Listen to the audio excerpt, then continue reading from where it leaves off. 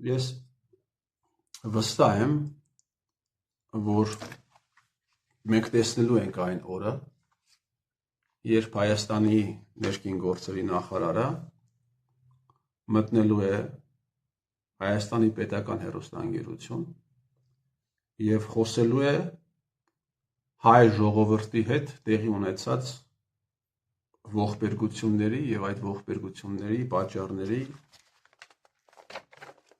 ողբերգությունները բերած մարդկանց անունների եւ ազգանունների մասին, որ ողբերգությունները բերած մարդկանց նշելու է անուններով, ազգանուններով, հայրանուններով, հասցեներով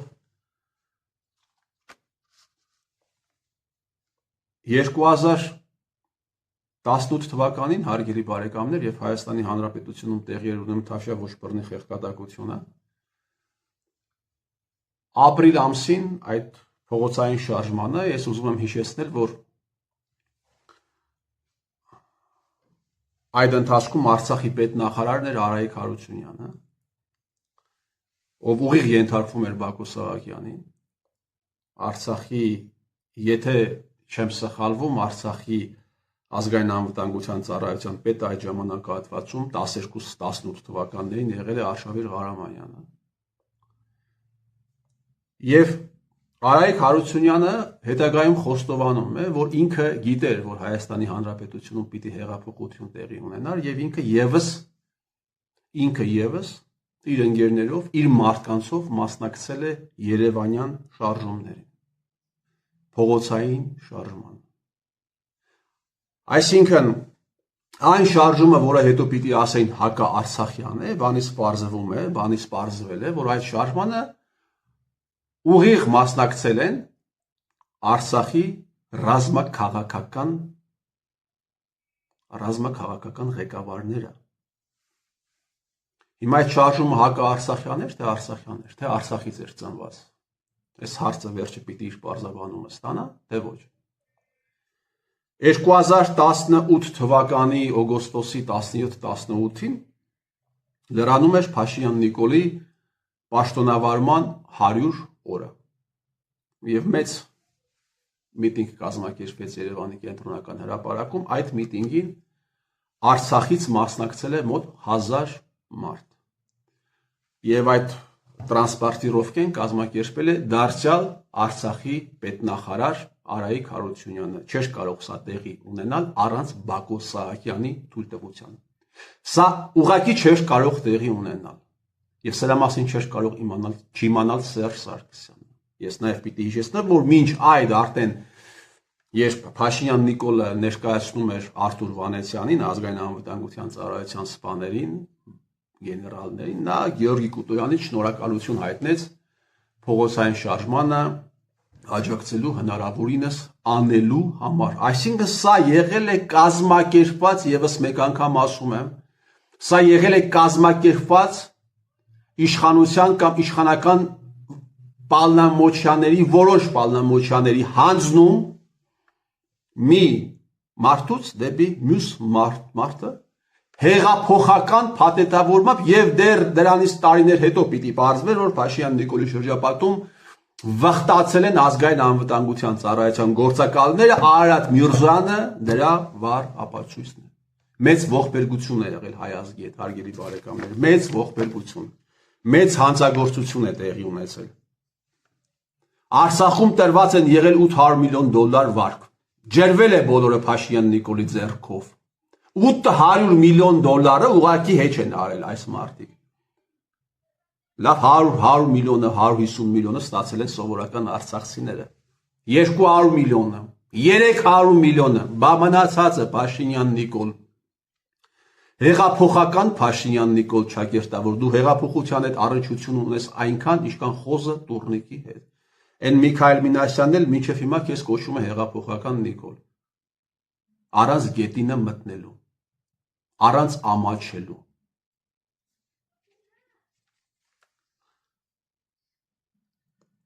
«2016 թվականին, հարգելի բարեկամներ,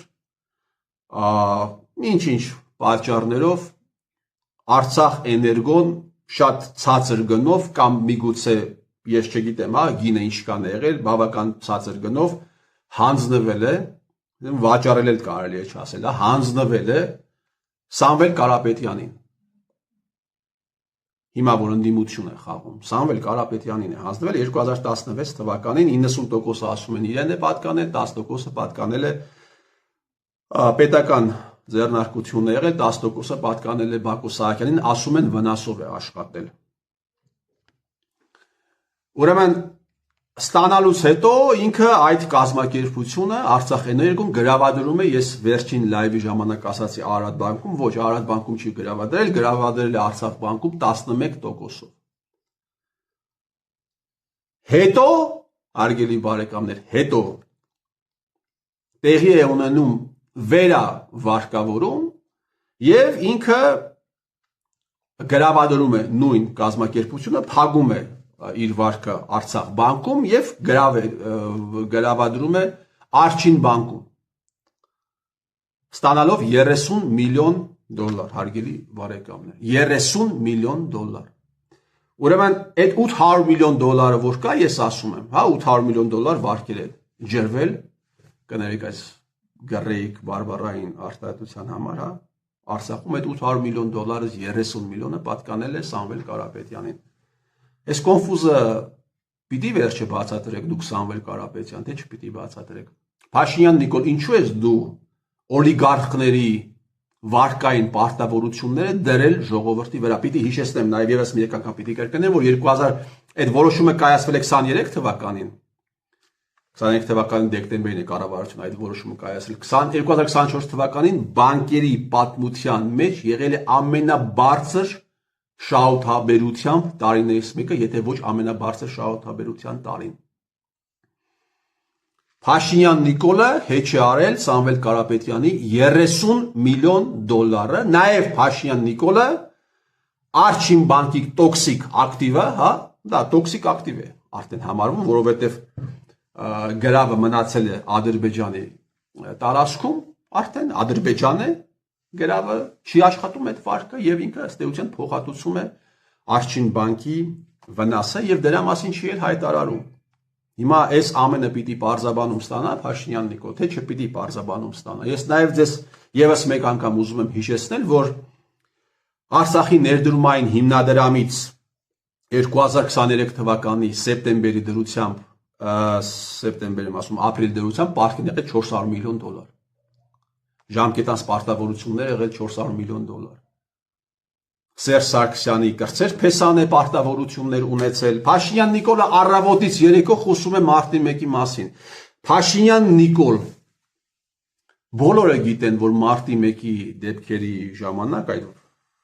ծանր օրերին Արցախից Հայաստան է վերված եղել սպեցնազը։ Հատուկ նշանակության զորքեր են վերված եղել։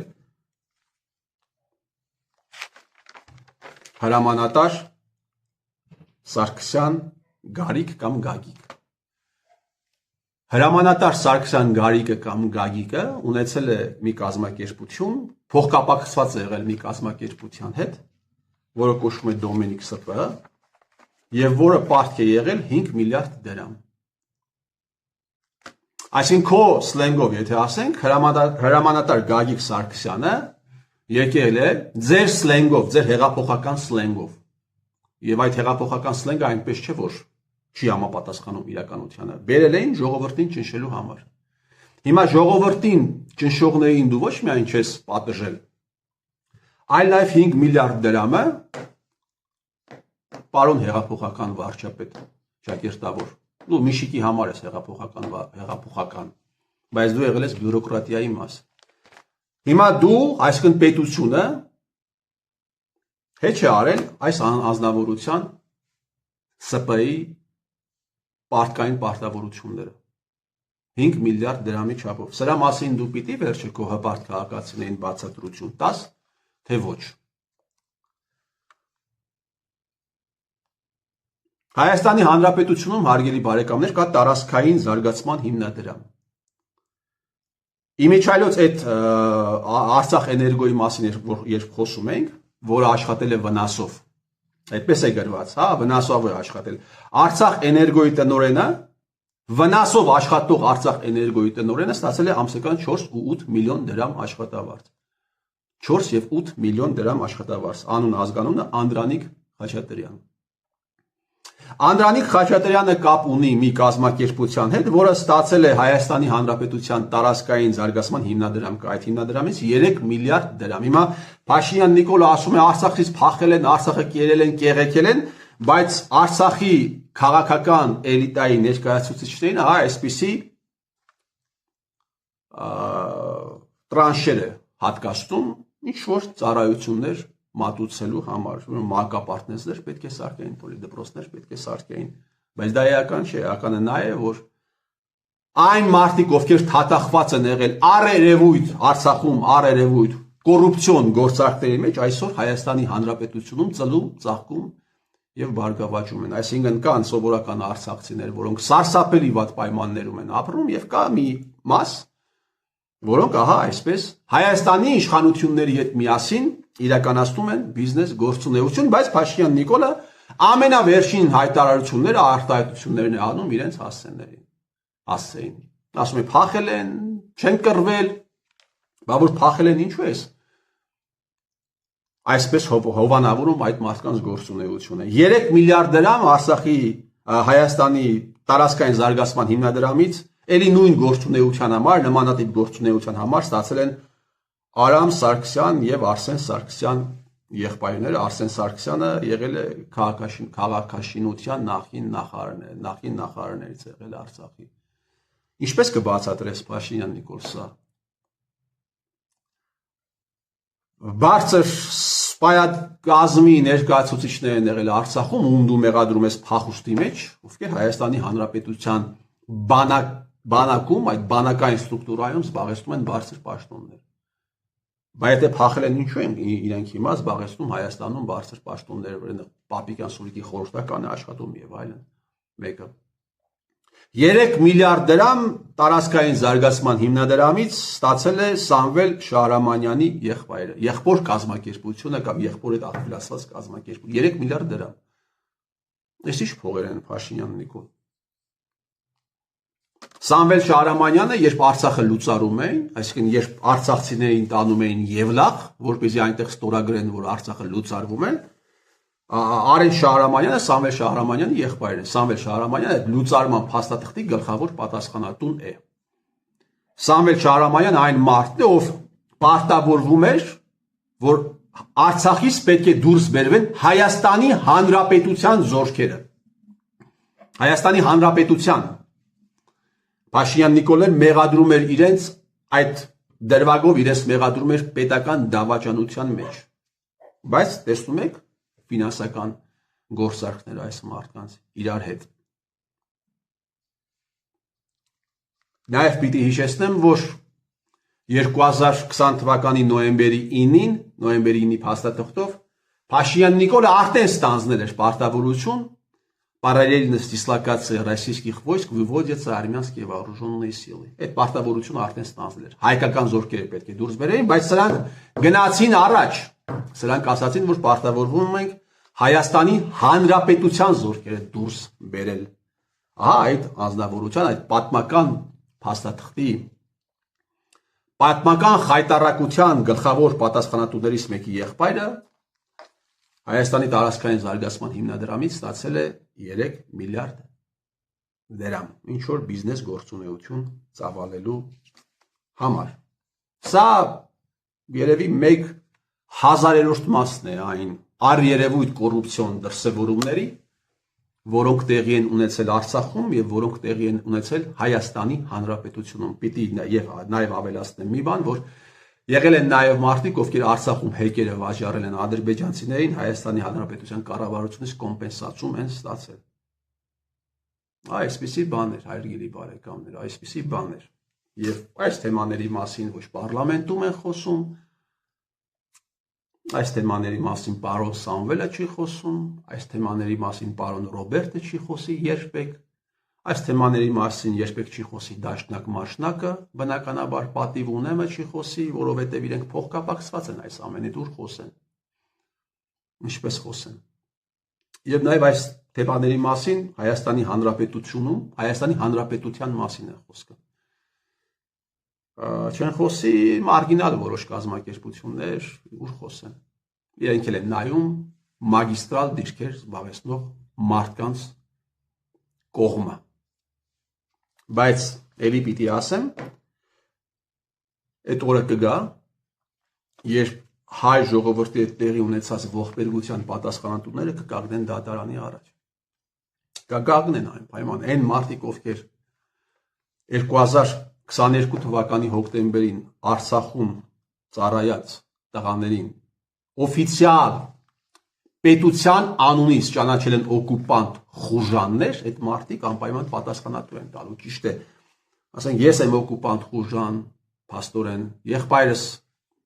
Հայաստանի Հանրապետությունը մի կազմակերպություն է, որտեղ մինապատում իրականացնող մարդը,